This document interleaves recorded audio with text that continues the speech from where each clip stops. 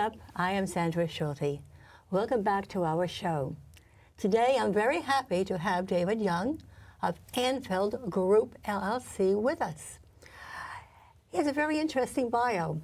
In 2009, after a noteworthy career working with many of the largest and most sophisticated institutional and private investors on investment strategy, portfolio management, and asset allocation, David Young founded Anfield Group, LLC, of which he is the chief executive. Prior to that, he was the executive vice president of the famous fixed income investment company, PIMCO. For those of you who don't know what PIMCO is, it's also called the Pacific Investment Management Company. That was from 2006 until 2009. Now, working backwards further, from 1999 until 2006, David was head of PIMCO's account management group in London. He managed over $50 billion worth of investments spread over London, Asia, Europe, the Middle East, and Africa. Today, David is going to talk about the dual economy. He will tell us what the dual economy means. He'll tell what effect the dual economy has. He will talk about the effect of bubbles and what effect they have on inflation and bond yield. He will inform you about the size of the real economy and what the real economy is as opposed to the financial economy. Keep these concepts in mind: dual economy, financial economy, and real economy. Now I give you David Young. Great. Sandra, thank you very much. You're Very welcome. kind introduction. And you've hit on a very important point, which is going to be the theme for our discussion today. We all believe there's an economy. It's the one we spend our time in. We get up, we go to work, we do our jobs, we get a paycheck, and then the weekend comes, and we get to go out with the family and do things and have fun, live our lives, and buy a home and all those other items. The reality is that the real economy operates, well, it used to be, this is part of the point, it used to be that the financial economy operated within the real economy to facilitate the growth of the real economy, right? So the banking system would make loans and the stock market would raise capital, the companies could expand, hire more people. What's happened over the last 30 or 40 years in particular, really picking up speed in the 1970s was a very important decade for the development of our dual economy system, and accelerating even since then with globalization, is that the financial economy, the banking system, stock markets, we'll call that Wall Street versus Main Street, the real economy. The financial economy has grown so rapidly to massively eclipse the real economy. Now, the real economy operates within the financial economy, not the other way around. And this is generational, wide-reaching ramifications for everything from our daily lives, how we get our home mortgage or get a car loan, as well as how the U.S. real economy and then the global real economies, plural, all operate and all interact. So we'll be talking about that. And we got a reminder of this in 2008, 2009, and it's changed the landscape in many ways of the U.S. and of these two systems, the financial economy in particular. And gosh, even today, and I think for another 5 or 10 years, maybe forever, we don't know. Forever is a very long time, I think is the saying. That 2008, 2009 financial system melting down that dragged the real economy down with it, I think the effects of that will be with us for many, many years to come. So we'll talk about that as well. I'll just have my notes here mostly so I can follow along with the slides. The first page that might be displayed as you see this would just be some background on the firm. I propose we skip that because Sandra's done a great job of explaining who we are. And the second page is really an important part of what we're talking about. This would be numbered page 3, actually, as you see it. This is about acknowledging that because what I just said before is academic, and it's of interest to central bankers and heads of corporations and these sorts of folks. But is it relevant to us on an everyday basis? And I would argue that yes, it is, because one of the implications of this last 30-year set of developments, these dual economies, is that occasionally, and we're in one of these periods now, you'll get a divergence, a meaningful divergence, right? These two economies don't always operate in lockstep. Sometimes they're doing different things at different times. And that can have a lot of implications for interest rates, the level of stock markets. We see them high now. Inflation, unemployment, gross domestic product, right? The total sort of output of the economy, growth, as we sometimes call that when it's positive, and the economic cycle. And so with the divergence of these two economies, financial and real, having gone on for as long as it has, since 2008-9, you could even argue prior to 2008 and 9 it was happening. Yeah.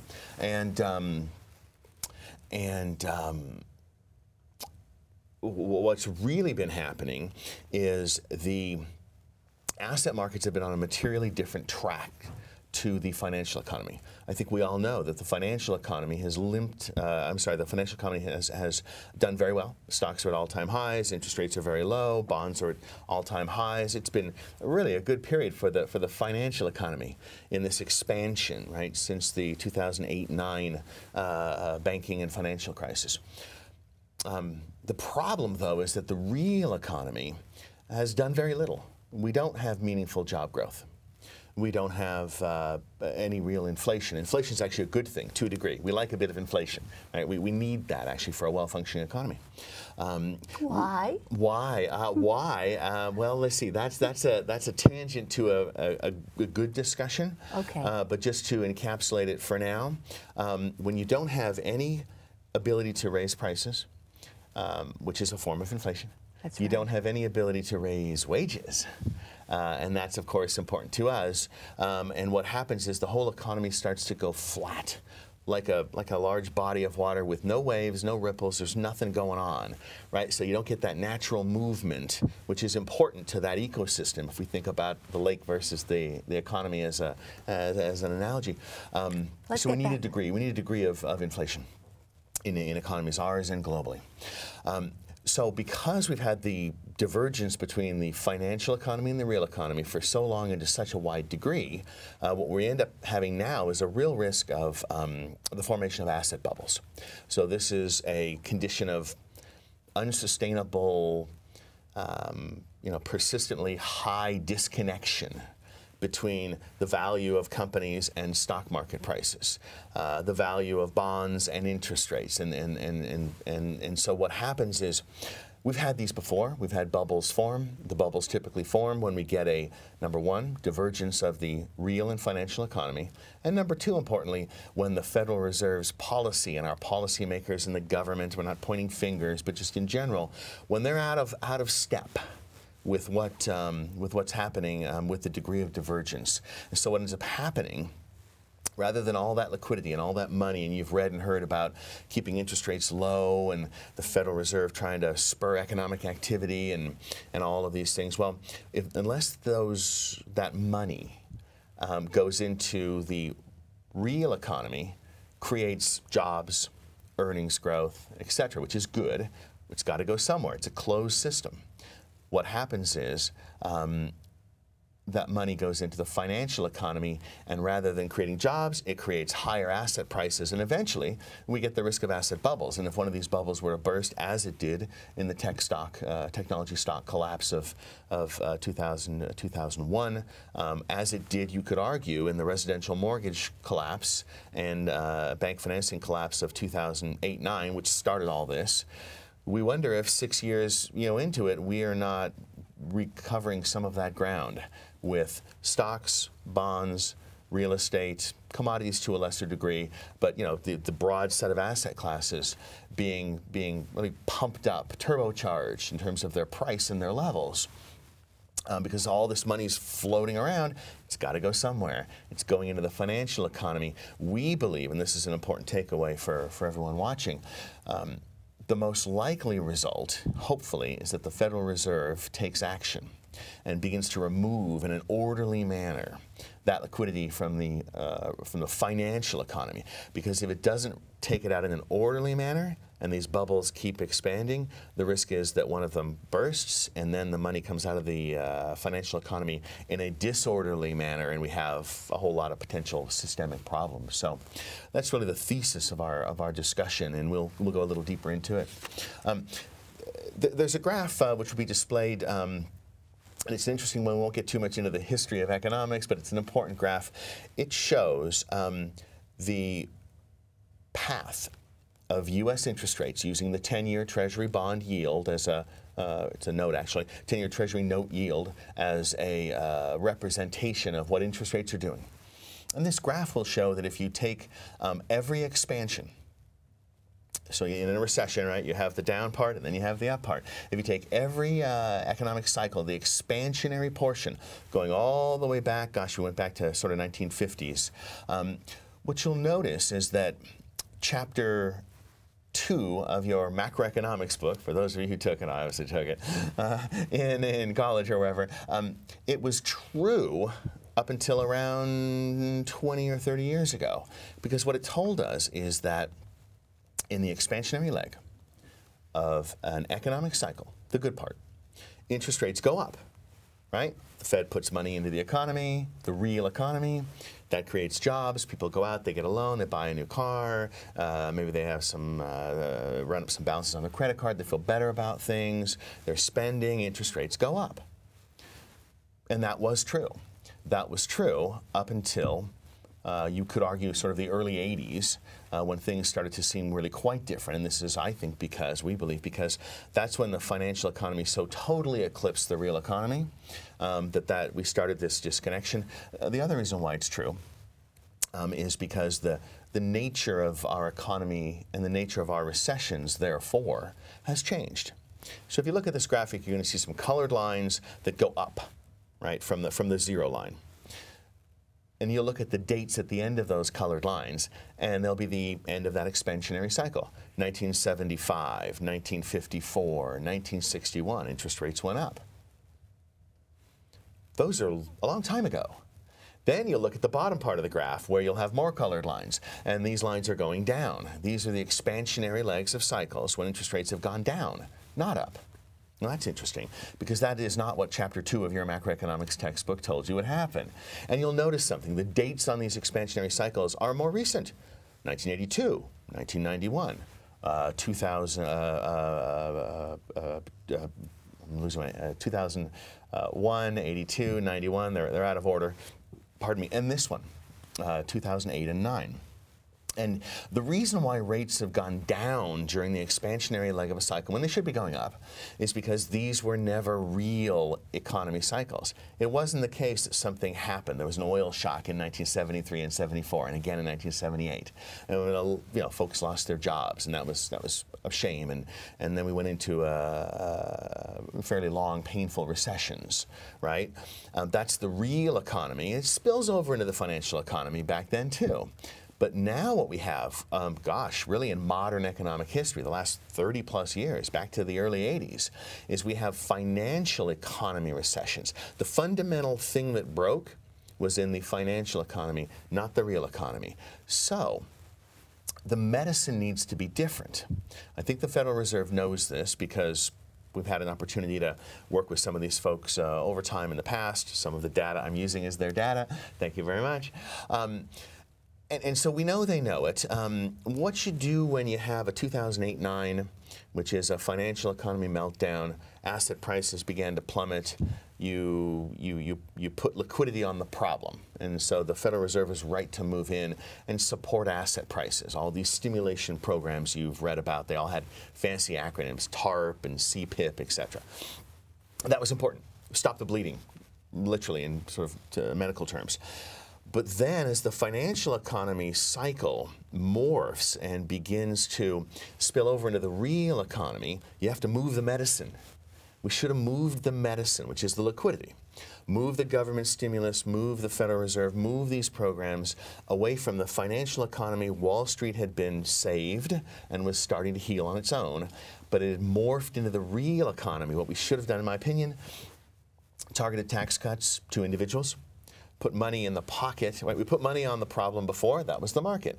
Now that the problem's moved to the individual and the consumer and the real economy, I think we should have shifted the source of or the destination of the money and put it in tax cuts, people's pockets, put it in corporate tax cuts. People don't want to always hear about that, but corporations will hire more people if they're more profitable and if they're growing. That's what should have happened. If we had done that, I think we would have had a more orderly process of removing the excess liquidity. It would not have gone into the financial economy. It would have been redirected into the real economy. And I believe 6 years later, we would not be talking about very tepid, very soft expansionary and growth numbers. We'd be talking about more historic 4, 5, 6% unemployment or employment gains, right? We'd be talking about increases in disposable income, which would more be 3, 4, 5%, not 1 and 2%. We were talking about a more healthy, more robust, real economy expansion. And so that's, and I think if you look at it and think about it, even, you don't have to be an economist, kind of scratch your head, it sure does seem to make sense. And so we look at it and we think about it, and you might say, well, although I gave a little bit of this away in my run-up, my introduction, yes, but the real economy is more important, and the real economy is what we all do, and it's what we care about the most. Those are true, depending on how you define it. The problem is the scale of the financial economy, and now there'll be a page displayed which will show basically concentric circles, roughly speaking.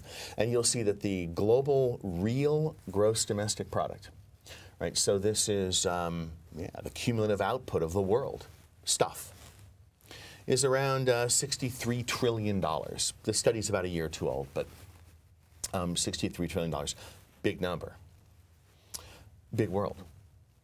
And then you'll see some more circles, and they talk about the total volume of stocks and bonds, and the total volume of currency transactions, and all of these layers of the financial economy. And you'll see that if you add them up, they are something like 30, 33, I haven't done the math recently, times larger. So the financial economy is now 30 plus times larger than the real economy. And with the real economy not being able to consume the liquidity, yeah, we're actually diverging even further and at a faster pace. And this is very problematic because if one of these asset bubbles were to burst, the stock market, let's just say, we're not calling for that, don't worry, we would be, you could argue, right back where we were in 2008 and 9 with a large financial sector systemic shock. We were healthier in 2007, 8, 9 when we went into it, 2006, 7 really in the run-up, healthier than we are now. Not only am I not convinced, I'm actually quite skeptical that the U.S. economy in particular, and even more so the global economy, could withstand another systemic shock, financial systemic shock, it's hard to say, of that magnitude. And I don't want to be doom and gloom, and survive it in a way that we would all say, okay, we got out of that period. So this is something we're watching closely. The other point worth making is what happens is the longer this condition persists, the larger the asset bubbles become, the greater the divergence between, probably going the wrong way, the real economy and the financial economy, right? It just continues to stretch that relationship. We believe that is the X factor, as we call it, that will place pressure on the U.S. Federal Reserve Bank and global central banks to increase interest rates sooner rather than later. That's the way we take the money out of the system, the best, most orderly and managed way.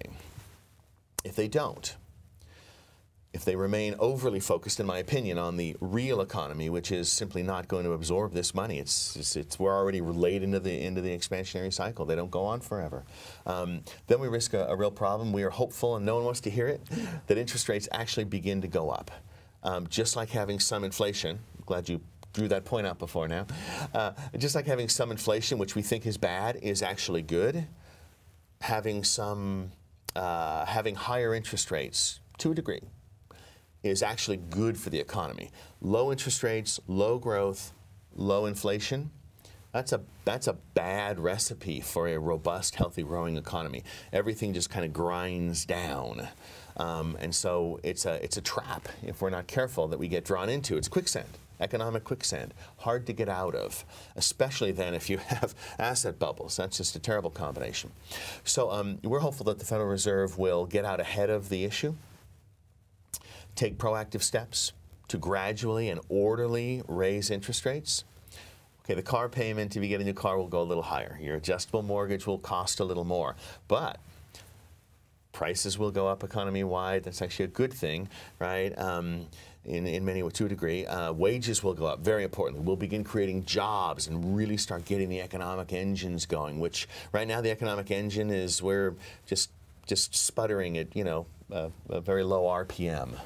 And it's not a healthy condition. So you're probably asking another why. Why do these two economies diverge? Why haven't we had a more normal, if there's such a thing, economic expansion? Why aren't we creating more jobs?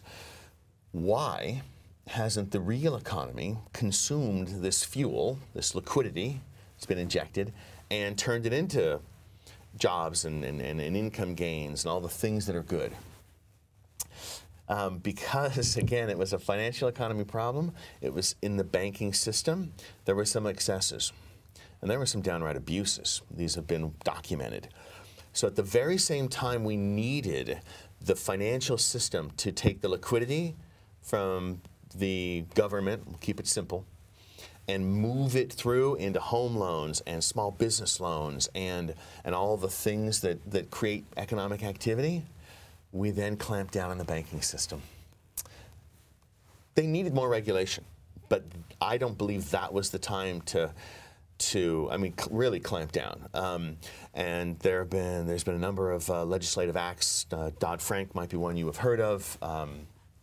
Literally a watershed, a very seismic development in these markets, in the banking system.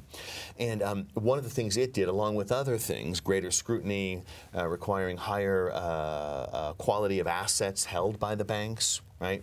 You go to the bank, you open up a savings account, you put in $100, the bank loans out, 92 cents of every dollar, or $92 of every $100, I should say.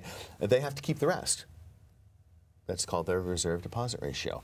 The problem is when you start to change all those metrics and you start to fiddle with the inner workings of the banking system, it might have been the right long-term solution. We needed more banking regulation. I've said that. But at that moment, we needed the banks to allow that liquidity to flow more freely into the real economy. So that kind of perfect storm of the way we had the asset meltdown, the financial systemic shock, we didn't move the medicine from the real economy to the financial economy, and then we clamped down on the banking system, which still could have taken money out of the financial economy, redirected it to people who wanted to get a loan to open up a small business or maybe expand their business, create jobs. It didn't happen. The banks didn't lend because they didn't know the rules. That's fair. They didn't know what the rules were. They were under intense scrutiny. They didn't know how much they had to keep in reserve. Those metrics were changing. And importantly, they didn't know the price of money. They didn't know what the interest rate path was going to be. Because, and so if you're lending, you need to have, I'm not going to lend you, I like you, but I'm not going to lend you, you're creditworthy, I'm sure. I'm not going to lend you $100 for 5 years at today's interest rate of 2%. It's quite low. If I think that interest rates in 3 years before you have to pay me back might go up to 5%, right? Because I'll lose money on that loan on net. So if the banks know rates are low, they believe rates are going to and need to go up, they're not going to lend until they get a clearer vision of that path. They have fiduciary and legal obligations to not lend, oddly enough. So the other reason why we think it's important for the Federal Reserve to raise interest rates, as much as we all go, oh, I like low rates, is because it will help the banking system. The banking system is increasingly knowing the rules. They're increasingly clarity on their asset bases, but very importantly, if they know that interest rates are, if they can reasonably forecast the expected path of interest rates, then they're going to build that into the loan. And so that will remove a major hesitation for them to take that money, redirect it from where it's just pooling up around the economy causing problems. They're going to redirect that into the real economy. So this is our prescription. This is hopefully some insights into this strange period. How we got here, I think we know. This is why we haven't progressed further and farther. And in there is a prescription for banks and central bankers. You know, what's the expression? The anticipation's killing us, right? And a little bit it is. It's time now to start that gradualistic march upward in rates for the betterment, really, of all economies, and to release some pressure from these asset bubbles before one of them bursts. So I think those are the main points. There are some supporting slides. I don't know that they'd be necessarily useful to everyone. Just showing the materially different growth paths. You're talking about the real economy over this 5 or 6 year period being up kind of average each year on average, 2 and 3%, 2% job gains, 3% real disposable income. It's actually not quite that high. Those aren't very exciting numbers. Meanwhile, we have the financial economy is measured by asset classes, stocks, bonds, real estate. They're up over that same period, average amount per year, 10, 15, 20%. The real economy is smaller, growing at 2%. Financial economy 30 times bigger, growing at 10 and 20%. That has to be addressed. I want to thank you so much. My pleasure. Have a wonderful, wonderful rest of the day. I hope to. Thank you so much. Take care. Bye-bye.